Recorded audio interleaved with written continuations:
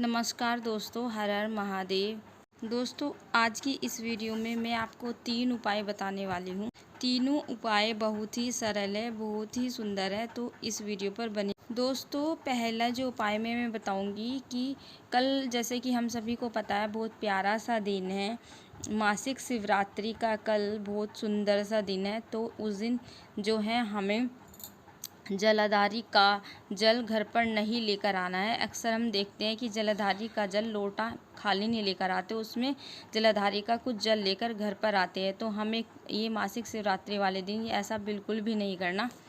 आज का ये उपाय थोड़ा सा अलग है, नया उपाय है, ध्यान से सुनिए, ठीक है दोस्तों। इस उपाय को करने के लिए आपको घर से कुछ नहीं लेकर जाना, बस एक लोटे में, तांबे के लोटे में जल लेकर जाना है और आपको पहुंच जाना है महादेव के मंदिर, शिवलिंग के पास। तो आपको बेलपत्र नहीं लेकर जाना है। आप लोगों ने देखा होगा शिवलिंग पर बेलपत्र चढ़े रहते हैं, तो उनमें से आपको एक बेलपत्र उठाना है, उसको नल के पास ले जाकर अच्छी तरह से धो लेना है। अब उस बेलपत्र को क्या करना है, कलश पर टच कराना है। जो आप घर से लेकर गए हो ना कलश, लोटे में जल भरकर, तो उससे बाहर से टच कराना है, अंदर टच नहीं कराना। उस बेलपत्र को बाहर से टच कराना है, ठीक है। यहाँ तक समझ में आया। इसके बाद शिवलिंग पर आपको वो बेलपत्र समर्पित कर देना है। जो आपने धोया है ना, उसी को आपको शिवलिंग पर समर्पित कर देना है, अपनी मनोकामना बोलकर। जो आपने बेलपत्र चढ़ाया है, श्री शिवाय नमस्तुभ्यम मंत्र को बोलकर ये बेलपत्र आपको शिवलिंग के ऊपर की तरफ चढ़ाना है, जैसे कि आप इस वीडियो में देख पा रहे हो, ठीक है दोस्तों। अब आपके मन में एक सवाल आ रहा होगा कि जो आप घर से जल का लोटा लेकर गए हो उसका क्या करना है। तो दोस्तों, जो आप घर से लोटा लेकर गए हो ना, उसको अब जल को बेल के पत्र के ऊपर से ही वो जल समर्पित कर देना है, ठीक है। और जो जलाधारी से जल नीचे की तरफ आता है, उस जल को किसी भी पात्र में आपको नहीं लेना है, ना उस जल को आपको टच करना है, जो नीचे की तरफ ये जल आएगा जलाधारी से, ठीक। यदि दोस्तों आप ये उपाय किसी मनोकामना के लिए कर रहे हैं, तो आपको बिल्कुल भी जलाधारी से जो नीचे की तरफ ये जल आता है बिल्कुल भी टच नहीं करना है, ठीक है, ना उसको किसी भी पात्र में इकट्ठा करना है। लेकिन यदि ये उपाय आप किसी बीमार व्यक्ति के लिए कर रहे हैं, तो आप ये जल जो जलाधारी से नीचे की तरफ आ रहा है, ये किसी पात्र में इकट्ठा करके घर ला सकते हैं, ठीक है दोस्तों। तो ये था मेरा पहला उपाय। चलते हैं अब दूसरे उपाय की तरफ। दूसरे उपाय भी बहुत छोटा सा है, बहुत सरल है, जो सफ़ेद फूलों से जुड़ा हुआ है।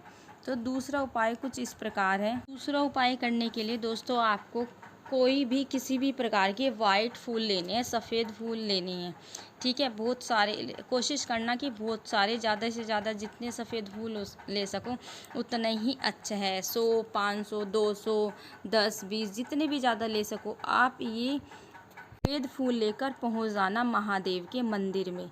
और महादेव के मंदिर में पहुंच जाने के बाद आपको ये उपाय प्रदोष काल में ही करना है, शाम के समय ये उपाय करना है। आपको घर से कुछ जल वगैरह कुछ नहीं लेकर जाना, बस ये फूल लेकर जाना है।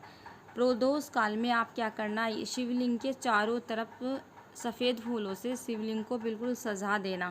कुंदकेश्वर महाराज का नाम लेकर आपको फूलों से शिवलिंग को ढक देना है। जितने भी फूल आप समर्पित कर सकते हो, ज़्यादा से ज़्यादा आपको इतने फूल समर्पित करने हैं, क्योंकि शाम के समय प्रदोष काल में सफ़ेद रंग के फूल महादेव को समर्पित करना बेहद ही शुभ माना जाता है। इससे महादेव प्रसन्न हो जाते हैं और आपकी सारी विशेष पूरी करते हैं।